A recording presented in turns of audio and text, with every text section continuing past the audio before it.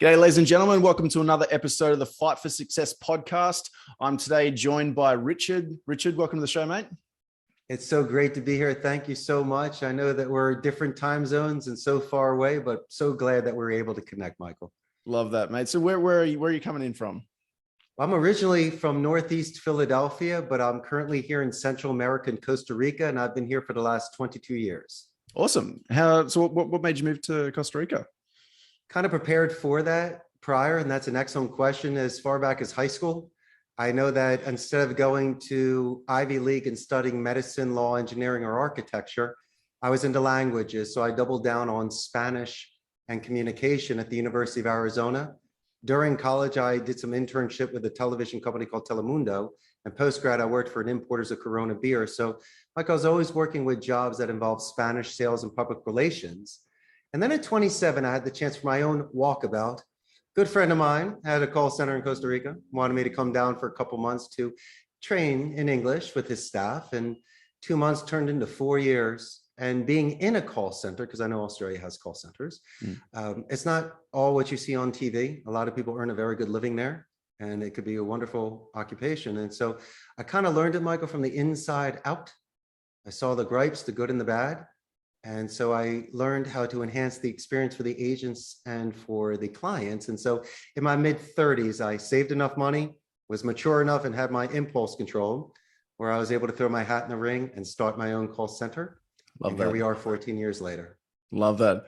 So what do you think was the hardest part about getting from that stage where you were kind of learning about call centers to then starting your own call center? What was the hardest thing? Well, really, I mean, a lot of it has to do with the C-level, is about the finances and the legalities behind it. So I just didn't have that experience. And once I teamed up with excellent lawyers and accountants and consultants, they walked me through it. And so once again, I'm a guest in another country.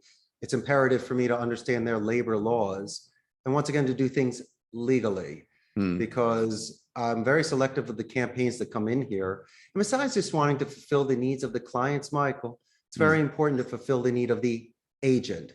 I have to ensure that they can go home and tell their parents what they do for a living. Yeah, true. All right, cool. And so why do you do this? What's your passion to get into this kind of field? I see it as the art of speech. Today, you'll see, Michael, that a lot of people are doing omni-channel non-voice support, where they're doing a lot of things with chat, filling out forms. And to me, I think that's very informal. You're really eliminating the chance to get a referral, to get an upsell, and to retain that client.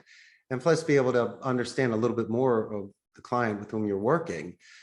For me, no one, when they're a child, says, "Hey, mommy, I want to be a CEO of a call center." You kind of gravitate towards it. Yeah. And once you're here, if you can appreciate, especially me, by seeing these agents that are bilingual and English is their second language, I gravitated towards that. I found them to be fantastic speakers.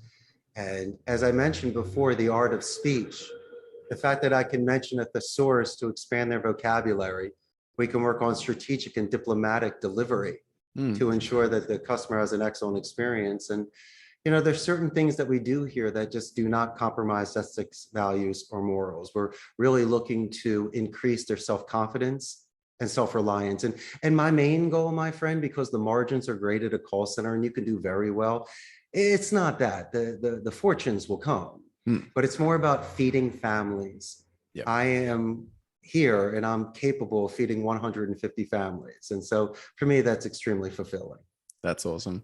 And so like, who are the clients that you're usually speaking to? Are they Costa Rican based, or are they worldwide, or? Well, that's an excellent question. I got to make sure that these are accounts that my agents can handle. So the majority of my accounts are from the United States, Canada, and a little bit of Europe. Okay. And as I mentioned before, we're selective of the campaigns that come in here. Amazon is located here. Same with HP, Intel, and Oracle.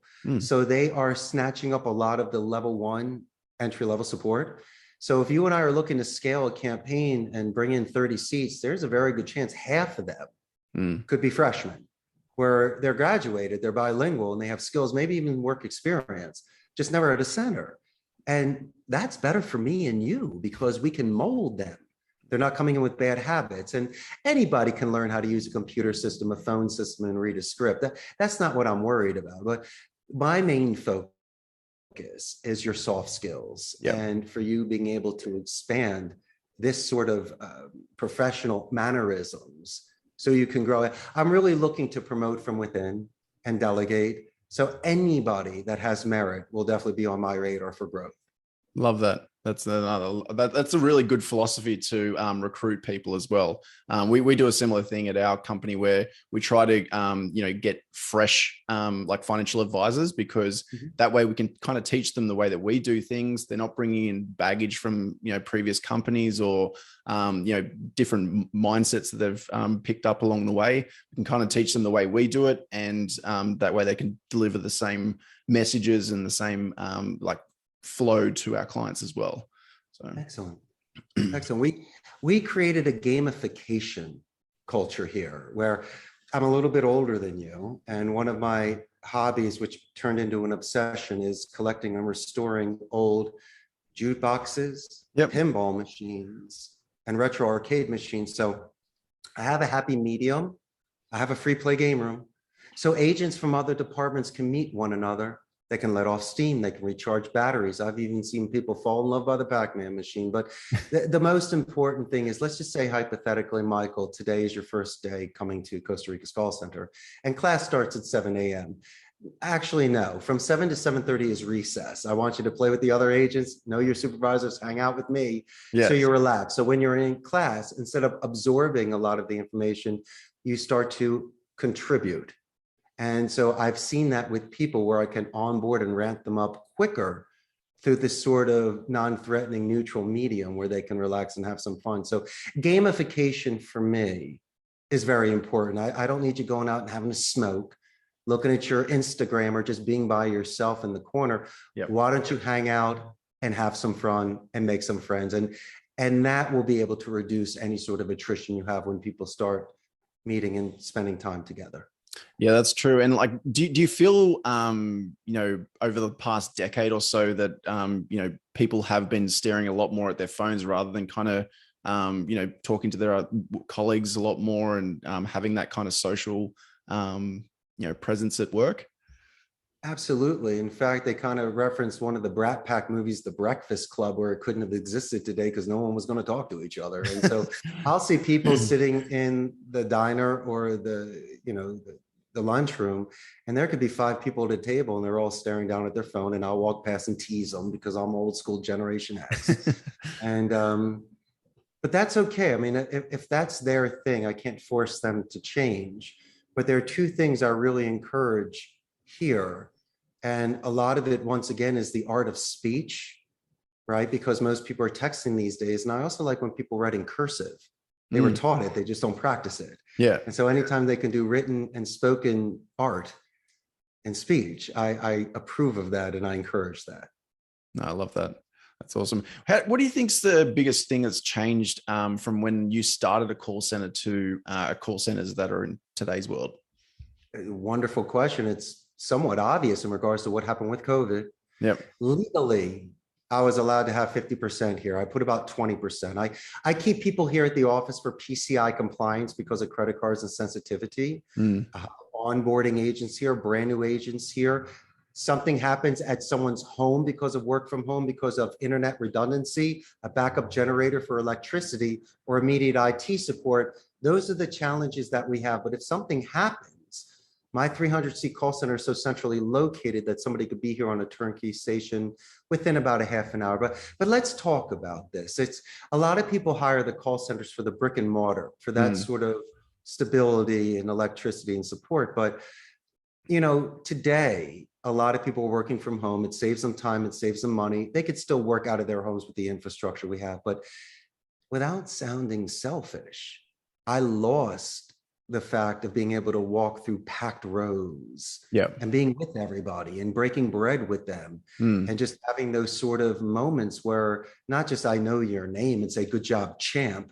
I walk past you and go, Michael, that call you did with Mrs. Jones was incredible. And let me tell you the 3 things why. And so that was some of the essence that I was able to do here. Now, on the flip side, that people are working from home, I'm able to learn a little bit more about them, when we're on these Zoom calls, I can notice the sort of athletics that you have in the background, and you see my old restored machines. And so it gives you and I a chance to know and learn about one another more than what possibly you would have been disclosing to me at the office. And so is that a benefit? Sure it is. Do we communicate with them? Yes, we do. But you and I both know that if you were sitting next to me during the day, we're high-fiving, we're thumbs up, there's energy there. And then we go out and grab some lunch together. My God, that's how you and I become best friends. Yeah, true. And so I feel that we're missing on things like that today. Yeah.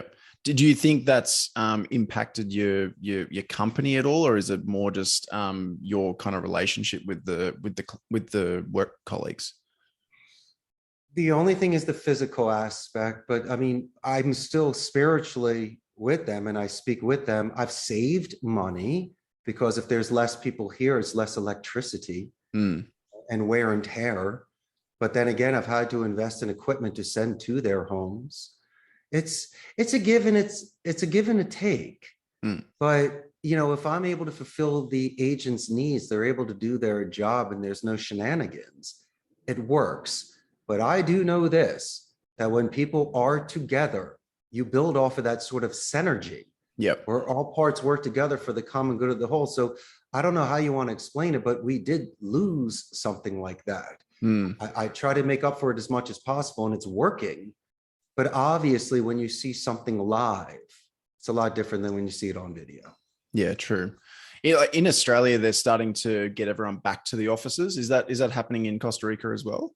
It is, but a lot of people don't want to go back. Yeah, true. And what am I going to give them, an ultimatum? As I say before, it's changing. And a lot of the agents that we're bringing in are specifically asking to work from home. And I'm willing to do that. But Michael, you have to at least come here for a couple of weeks. Yeah. So at least I get to know you. Yeah. So you're not just a virtual agent, you're still part of our culture here. And so some of that's a deal breaker for some people. And that's cool. I mean, I'm okay with that. But it would be nice to spend a little bit of time with you prior to sending you home. Yeah. And so we've made those sort of adjustments. But, you know, it really did change things here as it did in Australia as well. And maybe what it's done is that when you do get a chance to spend time with somebody, it's that much better than it was before. You're going to take full advantage of being able to spend time with friends and family or go to a restaurant or not even wear your mask anymore. I mean, we're good looking people. That mask really held us back. So I'm glad to be free now and to be able to really show my smile, which of course is universal. Yeah, no, I love that. It is interesting because I started working at this, like working with Aureus during COVID, and there's so many people that I've now worked with for over 2 years that I've never actually met because I'm based up in Brisbane and the headquarters is based down in Sydney. So I'm the only one in Brisbane that's that works for this company. So there's no office for me to go into. I can fly down to Sydney and go to the office there, but otherwise I just work from home. And I do love working from home, but it is sometimes a bit odd when I think about the fact that I talk to these people every single day. I interact with them all the time. I talk to them on the phone, Zoom, everything. I feel like I really know these people, but I've also never met them. I've never shook their hand. I've never high-fived them. I've never had a beer with them or anything like that. So it is a little bit odd. I've never had this experience before. So do you notice that is happening a lot at your company as well? Or do you, because you try and get them to start like as long as it's not superficial, Michael, as long as you ask up follow-up questions like you and I did prior to this podcast, just to get to know one another a little bit better, or just remembering certain things like an anniversary or a birthday. Yep. Because it separates you from other people that just say, hey, nice seeing you, Michael, and just leave. So just take an extra couple minutes for people. And as I mentioned before, the fact that you're showing me so much about your personality with your artwork behind you, with all these stars and athletes that you have, it's pretty cool. Yeah.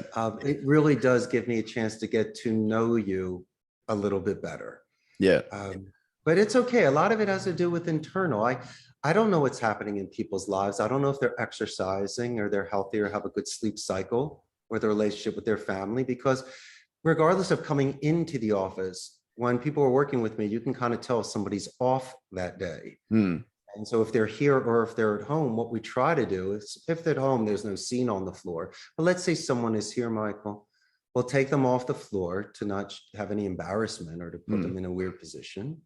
We'll have some coffee, cookie with them, put some water on the face, try to get them to relax a little bit. And we'll understand that there are these pressures that they have.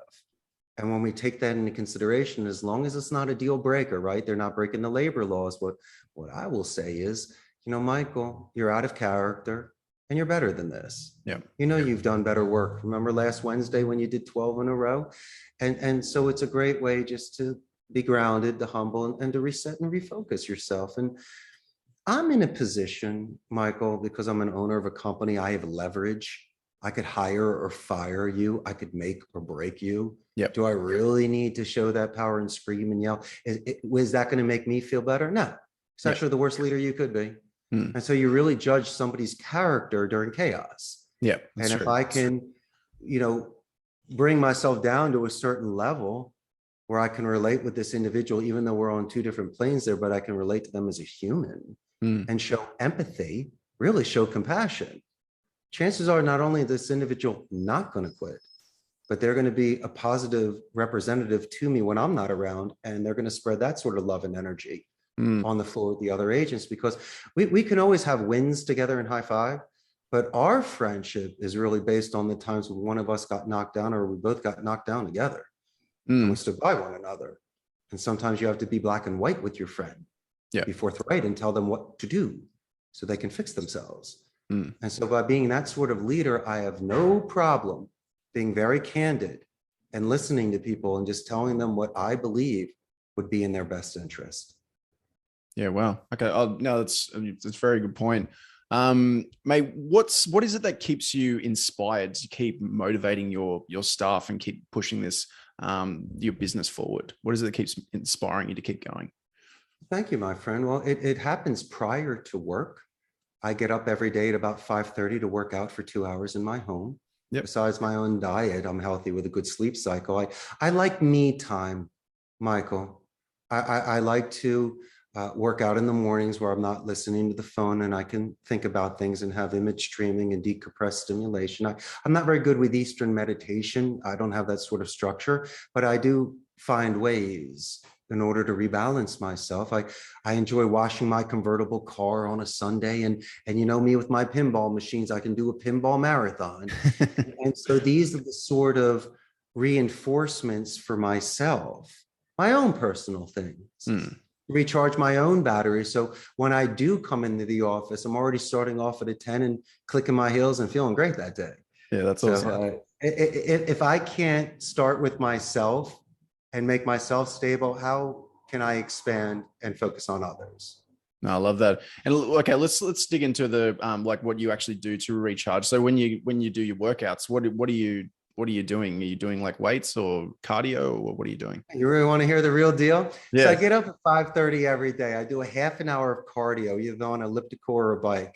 Then I do about 45 minutes of weights. I'll break it down with chest and tries, back and bis, shoulders and legs, and one day off. Yeah. I'll also do about 15 minutes of hitting a heavy bag. Okay. And then I'll do 15 minutes of core stomach training. And so this is done every day. And I've been doing this since I was 17. Might not be the largest man, but right now at almost 50 years old, I'm in the best shape of my life. I got about 9% body fat right now, weighing in at a cool 168. Nice. So I'm pretty good muscle for my age, and I can pack a punch. Yeah. And as I mentioned, doing mostly boxing or kickboxing or? No, I just hit the bag, and I don't want to be hit because I don't want to get hit in the face. But I do believe it's an incredible core workout. Your breathing must be controlled. Yep. It enables me to watch certain videos of professionals that are boxers. So not saying I'm going to be Mike Tyson or Alexis Arguello, but if I can watch their style and practice it, I think it's phenomenal, because I think boxing is an art as well. And there's a good muscle memory to it too. 100%. But the weights are important. I'm not really trying to lift as much weight as possible. I know that form is better than the actual weight itself, so you don't hurt yourself. 100%. Because the most important thing is to make sure that you continue working and not burn out your muscles. Yeah. Yeah, I actually did that last Monday. I did 100 calf raises, and then I spent the next probably 4 days struggling to walk. So there was a bit of a lesson with that one. I started this new program, and I saw the 100 calf raises on it, and I thought that was just way too much. But I did it anyway, and then I couldn't walk, so I couldn't train for the next 4 days. Look what happened. Look what you did. You got to pace yourself, my good friend. As I'm going to mention before, you just do not want to hurt yourself. Yeah, That's exactly. Yeah. Huh?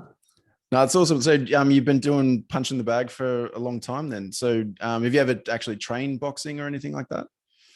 No, but my aunt, which is kind of funny, was the first female lady boxing judge in the United States. So she's Really? famous and written a couple books. So, but there's a little bit of boxing in our blood with the Blue Horizon in Philadelphia. But I personally have not stepped in the ring with someone. Yeah. I like the Rocky movies, if that counts. But my friend, it's really just for personal training, and it's good to let out aggression. Absolutely. And as I say before, it's a wonderful way for your entire body to be in sync. And I got 8-pound gloves, so it's very 8-ounce gloves, so it's very easy to once again buy the equipment. It's very cost effective. Yep, and it's fun. So I think everybody can enjoy it. Mm-hmm. It's a fantastic workout. Like I've been doing martial arts for a while now. I do like boxing and MMA. I've done an MMA fight. So I got into the cage and actually had a fight back in 2018. So that was. How'd you do? Yeah, it was. Yeah, I wouldn't mention it if I didn't do well. So no, I did. Yeah, I won by knockout. History is written by the winners. I won by knockout in the first round. So it was an awesome experience. After this podcast, I'd love to watch it. Yeah, all right, I'll put it up. I'll send you the video. But yeah, it was a crazy experience. It was like the training was the hardest part. Like getting prepared for it, just having that date in mind that this is when you're going to get in the cage, and just going through the rounds with sparring with all the amateur fighters, and like I even went up against a few pro fighters just to get prepared for this fight. It was just a crazy, grueling, like massive grind for like 6 months. Yeah. Looking back on this, did you fulfill the need? Did you properly prepare? Did you? I 100% properly prepared. Like for 7 months, I didn't have one drink. I barely had any cheat meals. It was just pure diet from a nutritionist, and trained, I think it was 2 hours in the morning and 2 hours at night, probably 5-6 times a day, 5-6 times a week. And then on my day off, it would be a run, like a 10K run. So like, I still had some rest days. If my body was really, really aching, I'd have a rest day. But I was so energized and so pumped that I'd wake up in the morning and I go, I need to train because I've got this thing coming up. The idea of getting knocked out in front of your friends and family just makes you want to work even harder. And I just put everything on the table. I was just, worked as hard as I possibly could, and it paid off in the end. So, Michael, my friend, you're thinking of the end result, which could have been. I'm thinking about the man that has enough guts to walk into that ring. Yeah. You made that commitment to yourself. Yeah. And you're dedicated on that with your practice. It was more of like a vision quest, weren't you? It was one of those coming of age moments where you had to get to that next stage in life, Michael. Yeah, it was, I mean, like, as you're talking about Rocky movies, like I've always loved the Rocky movies and all, Jean-Claude Van Damme and all those kind of movies. I've always wanted to have a fight, but I've never wanted to be a fighter, if that makes sense. I've always wanted to kind of tick that bucket list and have a fight.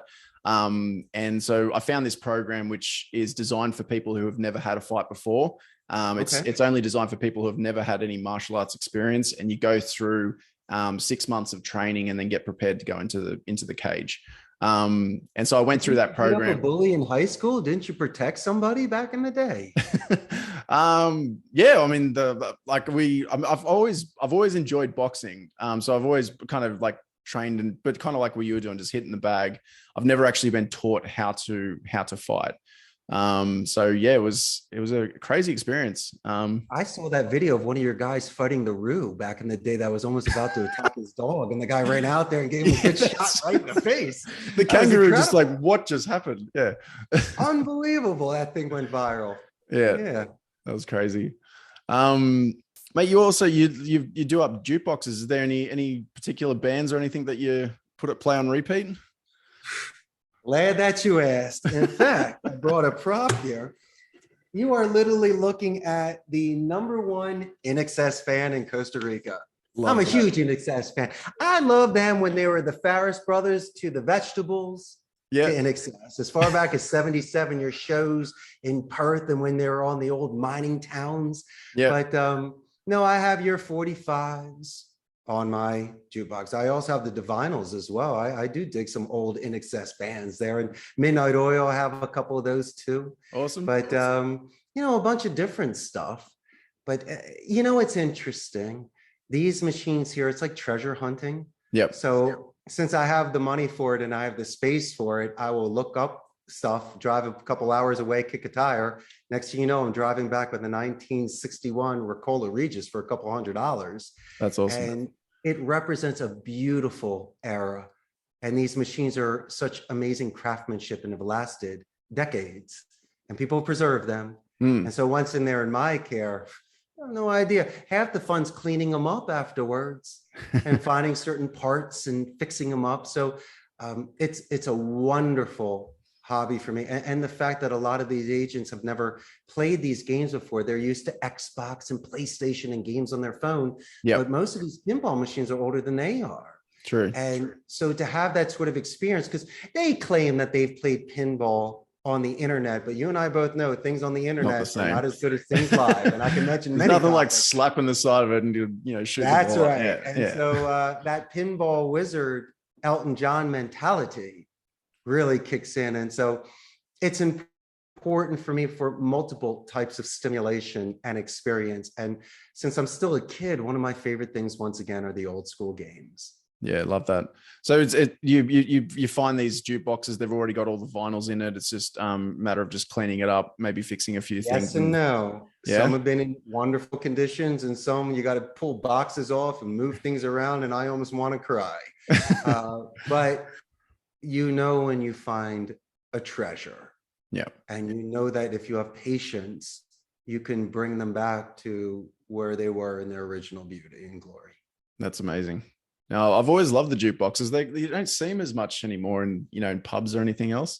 It's kind of all just digital, select a song on a little screen, and that's the new jukebox. It's not the same. I have a suggestion for you. Let's just say you don't want to spend all the money to fix the motor, which could be thousands, and the parts are very rare. Sometimes just have the beautiful outside of it with the glass and just put in an MP3, put in a Bluetooth.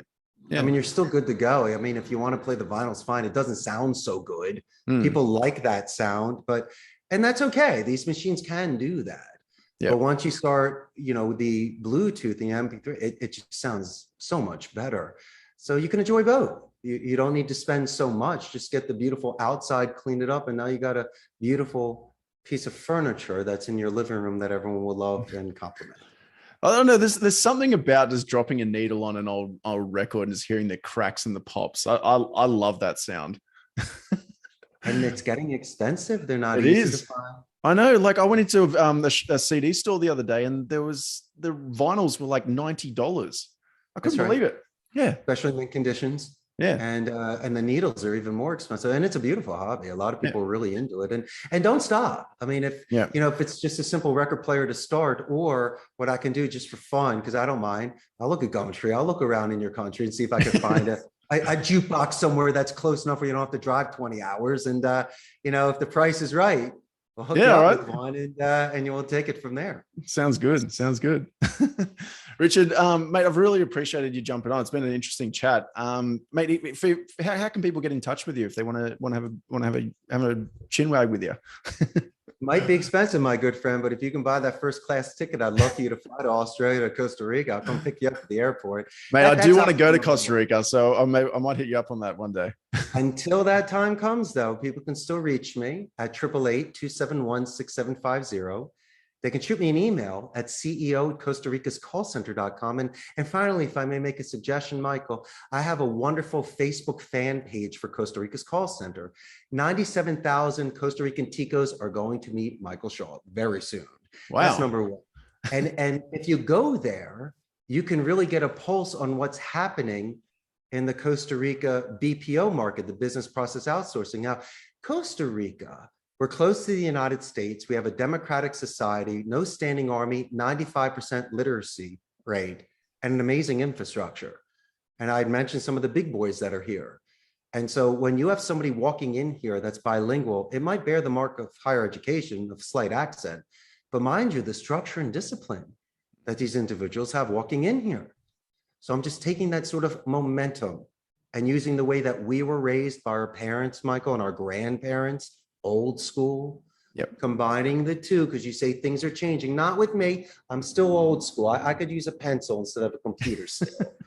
And if we can bring them back to the old ways of manners, active listening and charm, then there's no reason why we can't continue these sort of traditions here.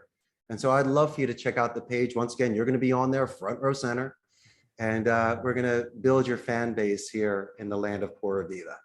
Love that, mate. Thanks so much for jumping on. I'm going to share this with our audience, and I think people are going to get a lot out of it, but also just it's going to be an entertaining episode, which is going to be awesome. So, I had the most wonderful time. It was a pleasure spending time with you and your audience. Awesome, Richard. Chat soon. All right.